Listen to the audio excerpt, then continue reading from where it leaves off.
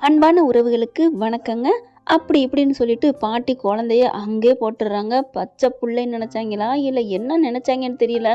பிறந்து 10 மணி நேரம் கூட ஆகலைங்க. அந்த குழந்தைய பாடா படுத்தி எடுக்கிறாங்க. கதையாக இருந்தாலும் லாஜிக் வேணாமாங்க. அது சரி, லாஜிக் இருந்தால் நம்ம சீரியல்லாம் எப்படி டைரக்டர் எடுக்க முடியும்? பாவங்க அந்த குழந்தைய தூக்கிட்டு வந்து இப்படிலாம் அலக்கழிக்கிறாங்க. இங்கே அதை பார்த்துட்டு துடிக்கவே இல்லையே அந்த சேதுக்கு. அப்படியே எல்லாரும் கல் மாதிரி நிற்கிறாங்க. யாருமே கிட்டக்க வரலை. அப்போ தான் பார்க்குது.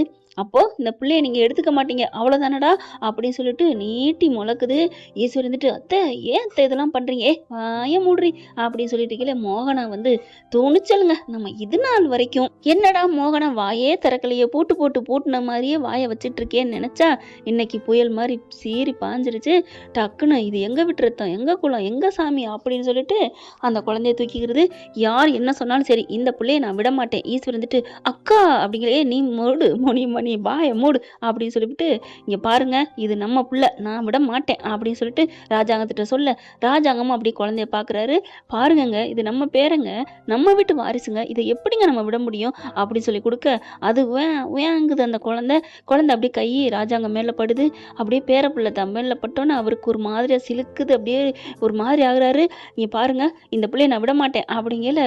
இங்க சந்தோஷம், மருமகளே நீயாவது பிள்ளைய தூக்கி கட்டியடி, உடனே நான் கல்யாணம் பண்ணிட்டு வந்ததுக்கு ரொம்ப பெருமைப்படுறேன் அப்படின்ட்டு கிளம்புது. இங்க பார்த்தா அத்தை அத்தை அப்படின்னு ஈஸ்வரி வருது. போடி, வீட்டுக்கு உரியவளே அவ எடுத்துட்டா, நீ யாரு சொத்த என்னை வந்து அத்தை நான் கூப்பிட்ற அப்படின்ட்டு போக, இங்க பாருங்க மோகனாக்கா வேணாக்கா, வாய மூடு, நீ கல்யாணம் பண்ணணும்னு நினைச்ச சாதிச்சுட்ட, பண்ணிட்ட, அதோட வச்சுக்க, ஆனா இது ஏன் புள்ள, ஏன் வாரிசு, எங்க ரத்தம், நான் விட மாட்டேன்டி அப்படின்னு சொல்ல, மாமா மாமா இதெல்லாம் வேணாம் மாமா. சேது சேது என்னையா சொல்லியா? அவர் ஆடி போய் நிற்கிறாரு, ஒன்றும் சொல்ல முடியல. ஏன்னா குழந்தை மேல அவருக்கு இருக்காத பாசம், அவர் தானே தகப்பேன். இப்ப பாக்குறாங்க ராஜாங்க என்ன பண்றாரு, மோகனா அப்படிங்கிற, என்னங்க என்ன சொல்ல போறீங்க, வேணான்னு சொல்ல போறீங்களா, பிள்ளைய விட்டுட்டு வான்னு சொல்ல போறீங்களா? என்னால முடியாது, என்ன வேணான்னு விரட்டி விட்டாலும் சரி, இந்த உலகமே எதிர்த்தாலும் சரி, இது நம்ம புள்ள, சேதுக்கு பிறந்த புள்ள, அதுவும் இல்லாம தமிழ்ச்செல்வி நல்ல தங்கமான புள்ள, அவ பெத்த புள்ள, நான் விட மாட்டேன். நீங்க என்ன சொன்னாலும் சரி, ஏது சொன்னாலும் சரி, நீங்க வீட்டுக்கு வந்தாலும் சரி வராட்டி சரி, பிள்ளைய தூக்கிட்டு நான் நம்ம வீட்டுக்கு போறேன். அங்க போயிட்டு என்ன ஏன் இங்க வந்து இருந்தேன்னு சொன்னீங்கன்னா அந்த நான் எங்க வீட்டுக்கு போய்க்கிறேன். இனிமே எனக்கு இந்த புள்ள போதும் அப்படின்னு தூக்கிட்டு கெத்தா கிளம்ப, அத்தை அப்படின்னு மலர் கூப்பிட, வாடி நீ வர்றியா? வர்றேன் அத்தை அப்படின்னு சொல்ல, கருப்பு இருந்துட்டு, அக்கா சின்னம்மா அப்படின்னு வர, என்னையா நீ வர்றியா? நானும் வர்றேன் அப்படின்னு சொல்லிட்டு அவரும் கிளம்ப 3 பேரும் வண்டியில கிளம்பிடுறாங்க. இங்க ராஜாங்க அப்படி நிக்க என்ன பண்றதுன்னு தெரியல. சேது நீ என்ன முடிவு எடுத்துக்கோ, எனக்கு என் பொண்டாட்டி முக்கியம். மோகனா இது வரைக்கும் எனக்கு நான் என்ன சொன்னாலும் சரி சரின்னு தலையாட்டி இருக்கிறா. இன்னைக்கு அவ ஒரு துணிஞ்சு ஒரு முடிவு எடுத்திருக்கான்னா அதுல உண்மையான அர்த்தம் இருக்கும், ஆழம் இருக்கும். அதை நான் நம்புறேன்ப்பா. இனிமே நான் என் பொண்டாட்டி பேச்சு தான் கேட்கணும் அப்படின்ட்டு, மோகனா நில்லு அப்படின்னு ஓடி வராரு. வண்டியை நிப்பாட்டிடுறாங்க. கருப்பு வந்துட்டு, ஐயா அப்படிங்கிற, மாமா அப்படிங்கிற, நானும் வரேன்டா, என் பொண்டாட்டி என் பேரன் என் வாரிசெல்லாம் இங்கே போயில, நான் அங்கேருந்து என்ன பண்ண போறேன் அப்படின்னு சொல்லிட்டு கிளம்பி போறாங்க. இப்போ ஐஸ்வர்யா வந்துட்டு, மாமா என்ன மாமா இப்படி பண்ணிட்டாங்க, பேசாம இரு அப்படின்னு கையை அசைக்கிறாரு. எனக்கு எல்லாம் தெரியும் அப்படின்ட்டு, எல்லாம் கிளம்புங்க வீட்டுக்கு அப்படிங்கல.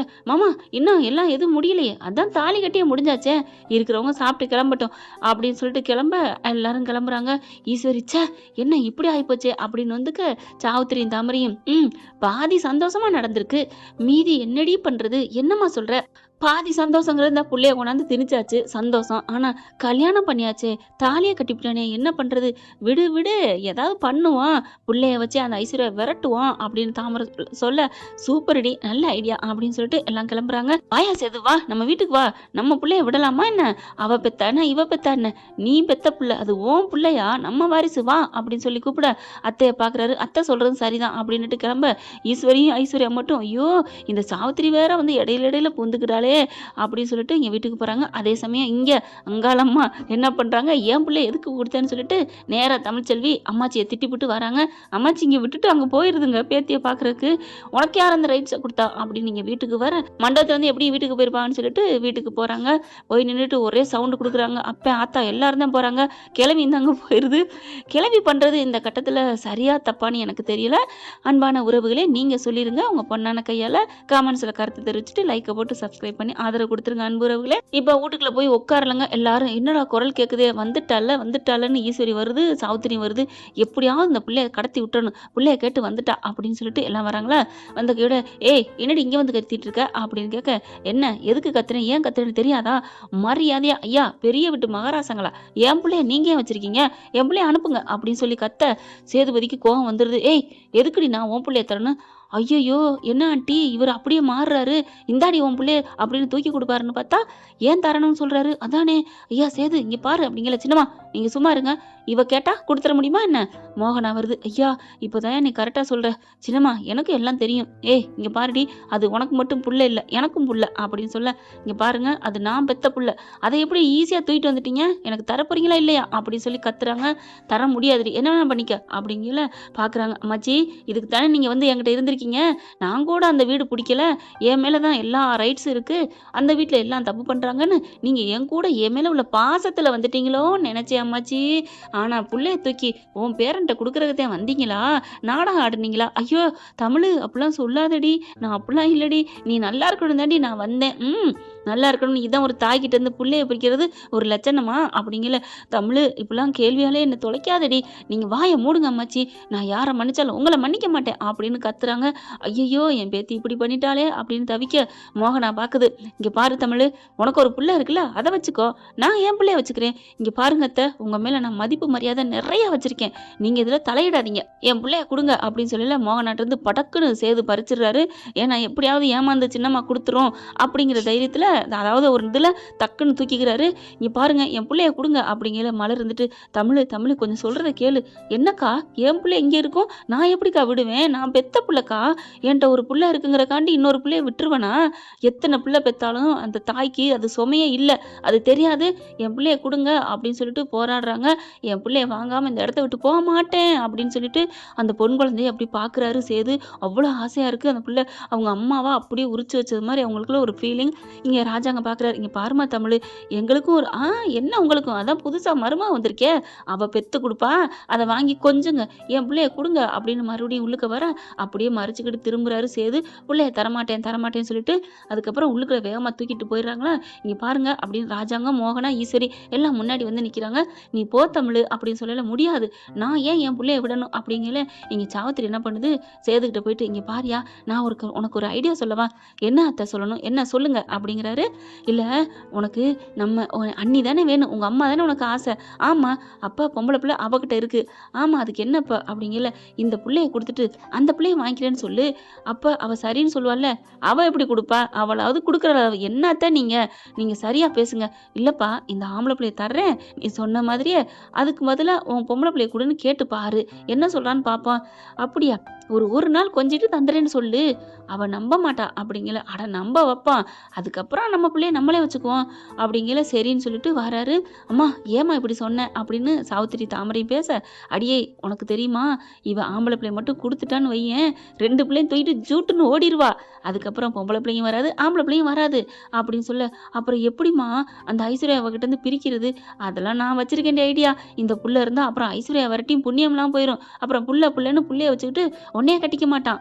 அடி இன்னமும் உனக்கு கல்யாண ஆசை இருக்குதாடி சாவித்திரி, இப்படியா அண்ணன் புள்ளன்னு சொல்லிட்டு இருப்பீங்க. பார்த்தா இப்ப என்ன பண்றாங்க, வெளியில வராங்க சேது. இங்க பார்த்தா அதுக்குள்ள புள்ள ரொம்ப அழுகுதா. இங்க வெயில்ல நிக்க வேணாம் அப்படின்னு சொல்லிட்டு கார் எடுத்துட்டு இருந்தாங்களே, நீங்க காருக்குள்ள போய் புள்ளைய வச்சுக்கிட்டு இருங்கப்பா அப்படின்னு நம்ம தமிழ்ச்செல்வி சொல்லிடுது. செல்லப்பாண்டி பிள்ளைய தூக்கிட்டு காருக்குள்ள போயிடுறாரு. இங்க சேது வராங்களா, எங்க பிள்ளைய காணோம், வச்சிருந்தாலே அப்படின்னு இப்படி திரும்பி பார்க்க, ஐயோ காணுமே, இப்ப என்ன பண்றது, அத்தையும் அங்கே நிக்குதே, என்ன ஐடியா, சரி அத்தை சொல்றதை கேட்போம் அப்படின்னுட்டு. இங்க பாரு தமிழ், உனக்கு உன் புள்ள வேணும் அவ்வளவுதானே அப்படின்னு சொன்னோன்னே தமிழுக்கு ஒரு சந்தோஷம். ஆமா என் புள்ள தான் வேணும் அப்படின்னு எந்திரிச்சு தாங்க அப்படிங்கிறாங்களா. இரு அதுக்கு ஒரு கண்டிஷன் அப்படிங்கிறாங்க. என்ன கண்டிஷன், உன் பிள்ளைய நீ வாங்கிக்க இல்லைன்னு சொல்லலை, ஆனா எங்க அம்மா பொம்பளை பிள்ளையா உன் வீட்டுல உன் வயிற்றுல பிறந்திருக்கா, அது எனக்கு வேணும், நான் அவளை பார்க்கணும் கொஞ்சணும் அப்படி சொல்ல. ஓ காரியம் இல்லாம பேசலையா, இருடாம் அவனே, உன் வழியிலே போயிட்டு நானும் பேசுறேன் தர்றேன்னு சொல்லி வாங்கிவிட்டு அதுக்கப்புறம் நான் பார்த்துக்கிறேன்டா, கோர்ட்ல கேஸை போட்டாது என் பிள்ளை என்கிட்ட தான் இருக்கணும் நான் சொல்லுவேன், அதுவும் இன்னொரு இன்னொரு கல்யாணம் பண்ணிட்ட அந்த சித்தி கொடுமை என் பிள்ளைய அனுபவிக்க கூடாதுன்னு நான் சொல்லி வாதாடுவேன். ஆனா இப்போதைக்கு உங்ககிட்ட நயந்து வரணும் அப்படின்னு சொல்லிட்டு சரி என் பிள்ளைய கொடுங்க அப்படின்னு சொல்ல உன் பிள்ளைய நான் கொஞ்சணும் அப்படின்னு கேட்குறாரு.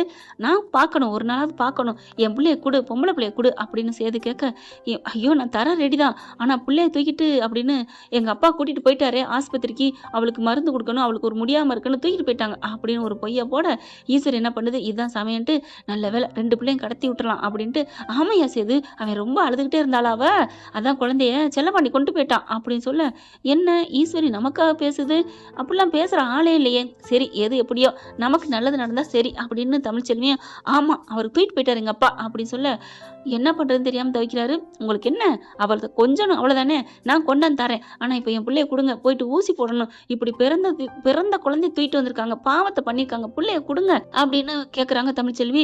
ஈஸ்வரி வந்துட்டு ஆமாப்பா கொடுப்பா, போய் ஊசி தடுப்பூசி எல்லாம் போடணும், போட்டதுக்கு அப்புறம் நீ பொம்பளை பிள்ளைய வாங்கிக்க, என்ன தமிழ் பேச்சு மாறக்கூடாது, பொம்பளை பிள்ளைய கொடுப்பில்ல, கண்டிப்பா நான் கொடுத்துட்றேன், ஆனா 2 பேர் மனசுக்குள்ளேயும் கல்லங்க இருக்குங்க, இவ பிள்ளைய அவன் ஏமாத்த நினைக்கிறான், அவன் பிள்ளைய இவன் ஏமாத்த நினைக்கிறான், ஒரு வழியா பிள்ளைய இருந்தான்னு வேற மனசே இல்லாம கஷ்டப்படுத்திட்டு பிள்ளைய கொடுக்கவும் மனசு வரல சேதுக்கு.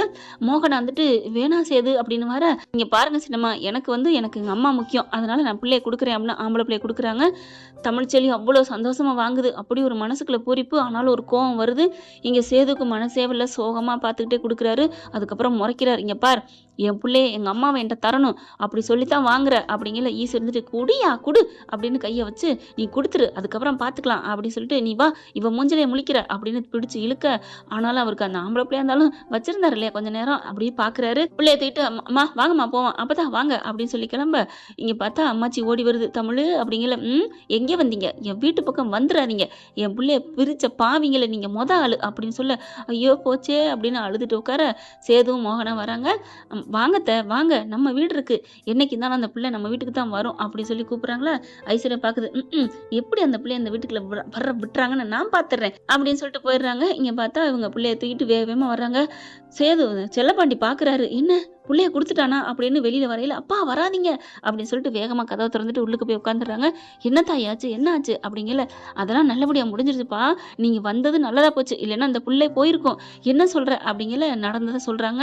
அவங்க அம்மா சொல்லுது வசந்தி இருந்துட்டு ஏண்டி நிஜமாவே அந்த பிள்ளைய கொடுக்க போறியா, அனுப்பாமா நான் ஏம்மா கொடுக்க போறேன், அப்பனா நீ பொய் சொல்லி கூட்டந்தியா, நான் பொய் சொல்லலம்மா, ஏன் உண்மையை நான் கொஞ்சம் மறைச்சேன் அவ்வளவுதான், மத்தபடி இது 2 ஏன் புள்ளம்மா, நான் ஏன் பொய் சொல்லணும், அவங்க பாணியிலே போயிட்டு அவங்களுக்கு ஏத்த மாதிரி நடிச்சு வந்தேன், இல்லைன்னா என் ஆம்பளை பிள்ளை கிடைச்சிருக்குமா என்ன, எப்படி சாதிச்சிட்டோம்ல, இனிமே இந்த 2 பிள்ளைகளையும் என் கண்மணி மாதிரி பார்ப்பேம்மா, பார்த்து வளர்த்த ஆளாக்குவேன், உன் படிப்புடி என் படிப்பையும் பார்ப்பேம்மா, எனக்கு அம்மா நீ இருக்கல, எனக்கு என்னம்மா கவலை, என் பிள்ளைங்களை நீ பார்த்துக்க மாட்டியா என்ன, ஏண்டி இப்படிலாம் சொல்ற, உன் பிள்ளைங்களை நான் என் உசுரை கொடுத்து பார்ப்பேன்டி, அதுதாண்டி ஒரு அம்மா அப்படிங்கிறாங்க. அப்படியே தனமும் பார்க்குது, நானும் இருக்கேன்க்கா நான் இருக்கேன் அப்படின்னு செல்லப்பாண்டி அப்பத்தா எல்லாருமே தமிழ்ச்செல்விக்காக துணை நிற்கிறாங்க, கையை பிடிக்கிறாங்க. இது போதும்பா எனக்கு அப்படின்னு சொல்லிட்டு வண்டியில் உட்காந்து வண்டி நேராக விடுறாங்க. ஆஸ்பத்திரிக்கு போகிறாங்க, ஏன்னா ஊசியெல்லாம் போடணும், மருந்து மாத்திரைலாம் கொடுக்கணும் இல்லையா, ஆஸ்பத்திரி கிளம்பி போகிறாங்க. இங்கே சேது உட்காந்துட்டே இருக்காருங்க. புள்ள வருவான்னு கண்டிப்பாக உனக்கு கிடைக்காது, ஏன்னா பொம்பளை பிள்ளையோ ஆம்பளை பிள்ளையோ பிறந்த குழந்தை அம்மா கிட்ட தான் இருக்கணும்னு சட்டம் சொல்லும்.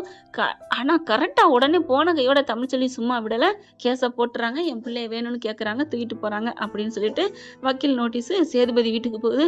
புள்ள வரும்னு நினைச்சுக்கிட்டு இருந்தவங்களுக்கு சார் வக்கீல் நோட்டீஸ் அப்படின்னு சொல்ல வேகமா ஓடி வராங்க. என்னமோ ஏதோ யாரோ பிள்ளைய கொண்டாந்துட்டாளா அப்படின்னு பார்த்தா வக்கீல் நோட்டீஸ், குழந்தைக்கு பதிலாக வக்கீல் நோட்டீஸா அப்படின்னு அதிர்ச்சியாராங்க. ஈஸ்வரிக்கு மட்டும் அவ்வளோ ஒரு சந்தோஷம், சொன்னேன்னடி பத்தியா நான் நினைச்சது நடந்துருச்சா அப்படின்னு நினைக்கிறாங்க. ஓகே ஃப்ரெண்ட் பார்க்கலாம், இப்படிலாம் போக வாய்ப்புகள் இருக்கு, என்ன நடக்க போகுதுன்னு பொறுத்து வந்து பார்க்கலாம். Thank you friends. இந்த வீடியோ உங்களுக்கு பிடிச்சிருந்தா தயவு செய்து லைக் பண்ணுங்க, இன்னும் அப்டேட்ஸ்க்காக சேனலை சப்ஸ்கிரைப் பண்ண மறக்காதீங்க. நம்ம கிட்ட இருக்க எல்லா சேனல்ஸோட லேட்டஸ்ட் வீடியோ அப்டேட்ஸ்க்காக மேல ரைட் சைட்ல காட்டுற லிங்கை கிளிக் பண்ணி வாட்ஸ்அப் குரூப்ல ஜாயின் பண்ணுங்க. உங்களிடம் விடைபெறுவது நான் உங்கள் மெஹர்.